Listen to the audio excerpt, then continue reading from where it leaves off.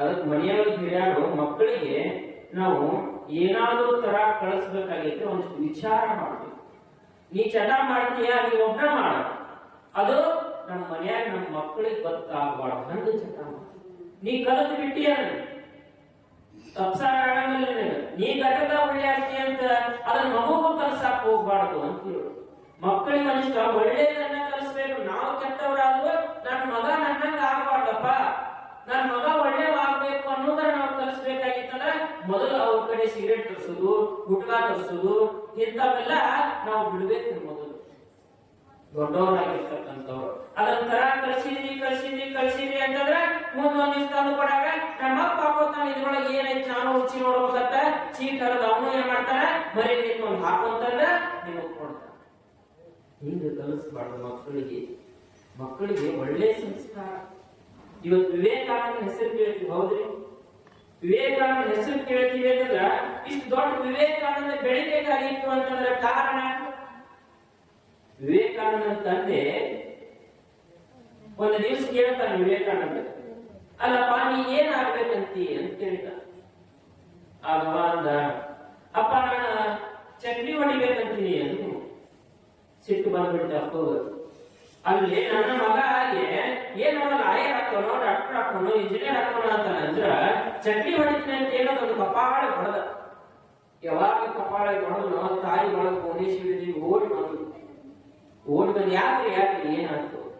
ಅಲ್ಲ ನಿನ್ ಮಗದ ಮುಂದೆ ಏನಾಗ್ತೀಯಪ್ಪ ಅಂತ ಕೇಳಿದ್ರ ಚಕ್ರಿ ಹೊಡೆಯ ಹೋಗ್ತೀನಂತ ನೋಡು, ನೀನ್ ಚಕ್ರಿ ಹೊಡೆಯಕ್ ಸಾಲಿ ಕಲಿಸ್ಬೇಕಾ? ಆದ್ರ ತಾಯಿ ಬೇಗಿಲ್ಲ ನೋಡ್ರಿ. ತಾಯಿ ಮನಸ್ಸು ಎಷ್ಟು ದೊಡ್ಡದು, ತಾಯಿ ಎಷ್ಟು ಹುಷಾರಿರ್ತಾಳ ಅಂತ ತಾಯಿ ಬೇಗಿಲ್ಲ. ಮಗ ಪಾಪ ನೀ ಅಂತ ಒಳಗ್ ಕರ್ಕೊಂಡು ಹೋದ್ರು. ಒಳಗ್ ಕರ್ಕೊಂಡು ಹೋಗಿ ಸೀದಾ ಜಗಲಿ ಮುಂದೆ ಕರ್ಕೊಂಡು ಹೋಗ್ತಾಳ. ಜಗಲಿ ಮುಂದೆ ನಿಲ್ಲಿಸಿದ್ಲು.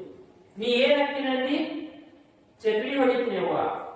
ಹೌದಪ್ಪ ವಿವೇಕಾನಂದ, ನೀ ಚಕ್ರಿ ಹೊಡಿ ಬ್ಯಾಡ, ಆದ್ರೆ ಎಂತ ಚಕ್ರಿ ಹೊಡಿಬೇಕು ಅಂತಂದ್ರ ಅಲ್ಲಿ ಆಕಿ ಜಗಲಿನ ಒಂದು ಭಗವದ್ಗೀತೆ ಇರುತ್ತ. ಆ ಭಗವದ್ಗೀತೆಯನ್ನು ವಿವೇಕಾನಂದ ಕ್ರಿಯಾ ಕೊಡ್ತಾಳ, ಕೊಟ್ಟು ಹೇಳ್ತಾಳ ಅವ್ವ, ನೋಡಪ್ಪ ನೀ ಚಕ್ರಿ ಹೊಡೆಯ ಹಾಕಿನಂದ್ರ ಆಗ ಚಕ್ರಿ ಹೊಡಿ ಬ್ಯಾಡ ಅನ್ನಂಗಿಲ್ಲ. ಆದ್ರೆ ಒಂದ್ಸರಿ ಈ ಭಗವದ್ಗೀತೆ ನೋಡು, ಅರ್ಜುನ ಅದಾನ, ಅರ್ಜುನ ಸಾರಥಿ ಯಾರದಾರ? ಕೃಷ್ಣ ಅದಾನ. ಕೃಷ್ಣ ಏನ್ ಮಾಡಕತ್ತಾನ? ಬರೇ ಚಕ್ರಿ ಹೊಡೆಯಾಗಿದ್ದಿಲ್ಲ, ಧರ್ಮವನ್ನ ಕಾಪಾಡಲಿಕ್ಕೆ ಅರ್ಜುನ ಸಾರಥಿಯಾಗ್ಯಾನ. ಆದ್ರೆ ನೀನು ಕೂಡ ಒಬ್ಬ ಸಾರಥಿಯಾಗು, ಚಕ್ರಿ ಹೊಡೆಯಲಿ ಅಂತ ಈ ಭಾರತ ದೇಶವನ್ನ ಪ್ರಪಂಚದಂತ ಸುತ್ತತಕ್ಕಂತ ಒಬ್ಬ ಸಾರಥಿ ಆಗ್ತೀನಿ ಅಂತ ವಿವೇಕಾನಂದ ಹೇಳಿದ್ರು. ಅವತ್ತಿನಿಂದ ಇಲ್ಲಿವರೆಗೂ ನಮ್ಮ ಭಾರತ ದೇಶವನ್ನು ಇಡೀ ದೇಶದ ತುಂಬ, ಇಡೀ ಪ್ರಪಂಚದ ತುಂಬ ಸುತ್ತಿರ್ತಕ್ಕಂಥವನು ಅದು ವಿವೇಕಾನಂದ. ಯಾಕ? ಆ ತಾಯಿ ಅವನಿಗೆ ಅವತ್ತು ಹೇಳಿರ್ತಕ್ಕಂಥ ಮಾತು. ಹಂಗ ನಾವು ನಮ್ಮ ಮಕ್ಕಳಿಗೆ ಒಂದೊಂದು ಮಾತು, ಒಂದೊಂದು ಮುಕ್ತಾಗಿರ್ಬೇಕು ನಮ್ಮ ಮಾತುಗಳು. ಹಂಗ ನಾವು ಸಂಸ್ಕಾರ ಕಲಿಸ್ಬೇಕು ಅಂತ. ಆದ್ರೆ ನಾವು ಮುಂಜಾನೆ ಮಕ್ಕಳು ಅಳಾಕತ್ತು ಅಂದ್ರೆ ಸಾಕು, ಏನ್ ಮಾಡ್ತೀವಿ? ನಿಮ್ಮ ಮಕ್ಕಳ ಕೈಯಾಗ ನೀವು ಹೇಳ್ತೀರ, ಏನ್ ಮಾಡ್ತೀವಿ? ಫೋನ್ ಕೊಟ್ಬಿಡ್ತೀವಿ, ಹೌದು? ಮಕ್ಕಳ ಕೈಯಾಗ ಫೋನ್ ಕೊಟ್ಬಿಡುದು. ಯಾಕ? ಫೋನ್ ಕೊಟ್ರೆ ಗಪ್ಪ ಅಕ್ಕನ.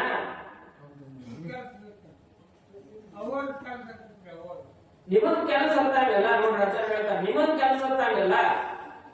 ವಿಚಾರ ಮಕ್ಕಳು ಊಟ ಮಾಡ್ಬೇಕಾಗಿತ್ತಂದ್ರು ಫೋನು, ಮಕ್ಕೋಬೇಕಾಗಿತ್ತಂದ್ರು ಫೋನು, ಅವ್ರು ಸುಮ್ಮರ್ಬೇಕಾಗಿತ್ತಂದ್ರು ಫೋನು.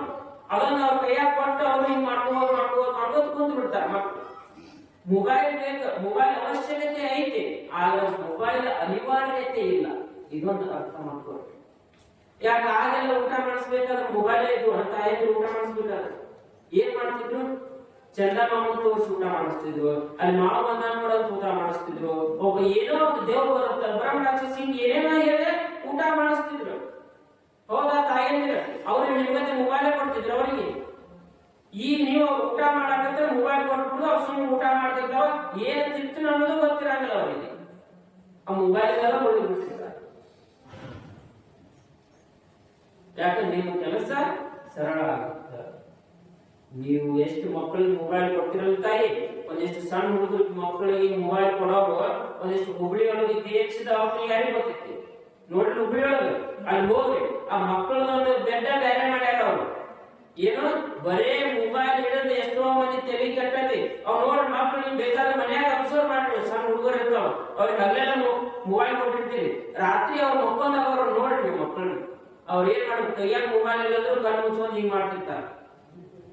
ಬೇಕಾದ್ರೆ ಗಮನಿಸ್ರಿ, ಅಂದ್ರ ಮೈಂಡ್ ಅಷ್ಟು ಅಡಿಕ್ಟ್ ಮಾಡ್ಕೊಂಡ್ಬಿಡ್ತಾರ ಅವ್ರ. ಅದಕ್ಕೆ ಮೈಂಡ್ ಅದಕ್ಕೆ ಅಡಿಕ್ಟ್ ಮಾಡ್ಕೊಂಡು ಏನಾಗುತ್ತೆ, ಬ್ರೈನ್ ಲಾಸ್ ಆಗ್ತಾವ. ಒಂದಿಷ್ಟು ಮಕ್ಕಳಿಗೆ ಮೊಬೈಲ್ ಕೊಡೋ ಸ್ವಲ್ಪ ವಿಚಾರ ಮಾಡಿ ಮೊಬೈಲ್ ಕೊಡ್ರಿ, ನೀವು ನೋಡ್ತೀರಿ ಅವಕ್ಕೂ ಕೊಡ್ತೀರಿ, ಅವ್ರ ಮುಂದೆ ನೀವು ನೋಡೋದು ಬಿಡ್ಬೇಕು. ಮನ್ಯಾಗ ನಮ್ಮ ಮಗ ಅದನ್ನಪ್ಪ ನೀವೊಂದ್ ಅಪ್ಪ ಆದವ್ರು ಅವ್ ಆದವ್ರು ಒಂದು ಪುಸ್ತಕ ತಗೊಂಡ್ ಕೂತ್ರಿ ಅಂತಂದ್ರ ಮಗಗೆ ಏನ್ ಅನ್ಸ್ತತಿ, ನಮ್ಮವ್ವ ನಮ್ಮ ಅಪ್ಪನ ಪುಸ್ತಕ ಓದಾಕ್ತಾರ, ನಾನು ಪುಸ್ತಕ ಓದ್ಬೇಕು. ಮತ್ ನೀವು ಮೊಬೈಲ್ ನೋಡಕಂದ್ರ ನಮ್ಮ ಅಪ್ಪ ನಮ್ಮವ್ವ ಮೊಬೈಲ್ ನೋಡ್ತಾರ, ನಾನು ಹಿಂದೆ ನಿಂತು ನೋಡಿದ್ರ ಅಂತ ತಾವು ಬಂದ ಮೊಬೈಲ್. ಒಂದಿಷ್ಟು ಮೊಬೈಲ್ ಇಂದ ನಮ್ಮ ಮಕ್ಕಳನ್ನ ದೂರ ಇಡ್ತಾಯಿ. ಅಂದ್ರೆ ಇದು ಸಂಸ್ಕಾರ. ಅಂದ್ರ ಮಕ್ಕಳಿಗೆ ನಾವು ಮುಂದೆ ನೀ ಹೆಂಗ ಒಳ್ಳೆ ರೀತಿ ಬದುಕ್ತೀಪ ಅಂತಕ್ಕಂಥದ ಈಗ ಏನ್ ನೀವು ಕಲಿಸೋದು ಹೋಗ್ತೀರ ಅದ ಮಕ್ಕಳಿಗೆ. ಅದಕ್ಕೆ ಹಿಂದ್ ಹಿರಿಯಾಗ ಹೇಳ್ತಿರ್ತಾರ ನೋಡು, ಅದು ಹೆಣ್ಣು ಮಕ್ಕಳಾಗ್ಲಿ ಗಂಡು ಮಕ್ಕಳಾಗ್ಲಿ, ಹೆಣ್ಣು ಮಕ್ಕಳು ಅಂತೂ ಬಹಳ ಮುಖ್ಯವಾಗಿ ಸಂಸ್ಕಾರ ಕಲಿಬೇಕು. ಯಾಕೆ ನೀವು ಗಂಡನ ಮನೆಗೆ ಹೋದಾಗ ನೀವು ಏನೋ ತಪ್ಪು ಮಾಡಿದ್ರೆ ಅನ್ನೋದು ಯಾರಿಗೆ ಅಂತಾರ, ಮನ್ಯಾಗ ಬಂದ ಹಿಂಗೆ ಅಂತಾರ, ಹೌದಿಲ್ಲ? ಅದಕ್ಕೆ ಹೇಳ್ತಾರ ನಾಯಿ ನೋಡಿ ಕುಂಡಿ ತಗೋಬೇಕಂತ, ನೂಲ್ ನೋಡಿ ಸಿರಿ ತಗೋಬೇಕಂತ, ಹೌದಿಲ್ಲ? ತಾಯಿ ನೋಡಿ ಏನ್ ತಗೋಬೇಕು, ತಂದಿ ನೋಡಿ ಹೆಂಗ್ ಕೊಡ್ಬೇಕು, ಹೌದಿಲ್ಲ? ಮತ್ತ ಮೊದಲು ಯಾರು ನೋಡ್ತಾರ, ಇನ್ನು ದೊಡ್ಡದಿಲ್ಲ ನಿಮ್ಮನ್ನು ನೋಡ್ತಾರ. ಅದಕ್ಕೆ ನಮ್ಮ ಮಕ್ಕಳಿಗೆ ಯಾಕಪ್ಪ ಸಂಸ್ಕಾರ ಬೇಕು ಅದು ನಿನ್ನಿಂದ ಹೇಳಕತ್ತಿದ್ರ, ಇದಕ್ಕೆ ಸಂಸ್ಕಾರ ಬೇಕು. ಮುಂದೆ ಏನೋ ಆಗ್ಬಾರ್ದು, ನಮ್ಮ ಮಕ್ಕಳು ದಾರಿ ತಪ್ಪಬಾರ್ದು ಅನ್ನಕ ನಮಗೊಂದಿಷ್ಟು ಸಂಸ್ಕಾರ ಬೇಕು. ದಿನ ಒಂದಿಷ್ಟು ಮಠಕ್ಕೆ ಬಂದು ಇಲ್ಲಿ ಪ್ರವಚನವನ್ನು ಕೇಳೋದ್ರಿಂದ ಇಲ್ಲಿ ಬರೇ ನೋಡ್ರಿ, ಈಗ ತಂದೆ ಅಂದ್ರೆ ಏನು, ತಾಯಿ ಅಂದ್ರೆ ಏನು, ಗುರು ಅಂದ್ರೆ ಏನು. ಯಾಕೆ ನಮ್ಮ ದೇಶದೊಳಗೆ 4 ದೇವರು ಪರಿಚಯ ಮಾಡ್ಕೊಡಕ್ ನಮ್ಮ ದೇವ್ರು ಮೊದಲು. ಎಲ್ಲಾ ದೇವರಿಗಿಂತ ಮುಖ್ಯವಾಗಿದ್ದ 4 ದೇವರು ಯಾವ್ದು? ಮಾತೃದೇವೋಭವ, ಪಿತೃದೇವೋಭವ, ಆಚಾರ್ಯ ದೇವೋಭವ, ಅತಿಥಿ ದೇವೋಭವ. ಮೊದಲು ಇವರು 4 ಮಂದಿ. ಇವನು ಹೇಳಿಕೊಡೋದು ಇಂಥ ಮಠದೊಳಗೆ ಬಿಟ್ರ ಯಾವ ಸ್ಕೂಲ್ನಾಗೂ ಇದನ್ನ ಹೇಳ್ಕೊಡಂಗಿಲ್ಲ. ಎಷ್ಟು ಕೋಟಿ ಗಟ್ಟಲೆ ಕೊಟ್ಟು ರೊಕ್ಕ ಹಚ್ಚಿದ್ರು ಕೂಡ ಆ ಸ್ಕೂಲ್ನಾಗೇನು ಅದ್ರ ಸಬ್ಜೆಕ್ಟ್ ಅಪ್ಪ ಅದ್ರ ಪೂರ್ತಿ ಅಷ್ಟ. ಅದ್ ಏನ್ ಮಾಡುತ್ತ, ಮುಂದೆ ನೀ ದೊಡ್ಡ ಆದ್ಮೇಲೆ ನಿನ್ ಹೊಟ್ಟಿಗೆ ಅನ್ನ ಅಷ್ಟ ಕೊಡುತ್ತ. ಆದ್ರೆ ಇದು ನಿನ್ ಹೊಟ್ಟಿಗೆ ಅನ್ನ ಇರಲಿಲ್ಲ ಅಂದ್ರೆ ಅದನ್ನ ಹೆಂಗ ಪಡ್ಕೊಳ್ಬೇಕನ್ನೋದು ಯಾವಾಗ ಕೊಡುತ್ತ ಅಂದ್ರೆ ಅದು ಇಂಥ ಪುರಾಣ ಪ್ರವಚನ ಅಂತಕ್ಕಂಥದ್ದು ಕೊಡ್ತೈತಿ. ಅದಕ್ಕೆ ಪುರಾಣದ ಬಗ್ಗೆ ಸಂಸ್ಕಾರ ಕಲಿಯಿರಿ ಅಂತ. ಈಗ ಶರಣ ಬಸವನು ಕೂಡ ಮಡಿಯಮ್ಮ ತಾಯಿ ಇದೇ ತರನಾಗಿರ್ತಕ್ಕಂಥ ಸಂಸ್ಕಾರವನ್ನು ಕೊಟ್ಟು ಬೆಳೆಸ್ತಾಳ. ಹೀಗೆ ಸಂಸ್ಕಾರ ಮನೆಯೊಳಗ ಅತ್ಯುತ್ತಮವಾಗಿರ್ತಕ್ಕಂಥ ಒಳ್ಳೆಯ ದಿನ ಎತ್ತು ಸಾಕು, ಶರಣಬಸವ ಲಿಂಗ ಪೂಜೆ ಮಾಡ್ಕೋ, ಪ್ರಸಾದ ತಗೋ, ಹೂ ಹಣ್ಣುಂಬ, ಪತ್ರಿ ತಗೊಂಬ ಅಂತ ದಿನಾಲು ಕೂಡ ಗುರು ಲಿಂಗ ಜಂಗಮರಿಗೆ ಒಂದಿಷ್ಟು ಸೇವೆಯನ್ನ ಮಾಡ್ತಕ್ಕಂಥದ್ದನ್ನ ಸಣ್ಣವರಿದ್ದಾಗಿಂದಲೇ ಆ ಬೀಜವನ್ನ ಮಡಿಯಮ್ಮ ತಾಯಿ ಶರಣಬಸವನ ಹೃದಯದೊಳಗೆ ಬಿತ್ತಿಸಿ, ಅದು ಬಿತ್ತಿ ಒಂದು ದೊಡ್ಡದಾಗುತ್ತ ಶರಣಬಸವನಿಗೆ 5 ವರ್ಷ ತುಂಬತತಿ.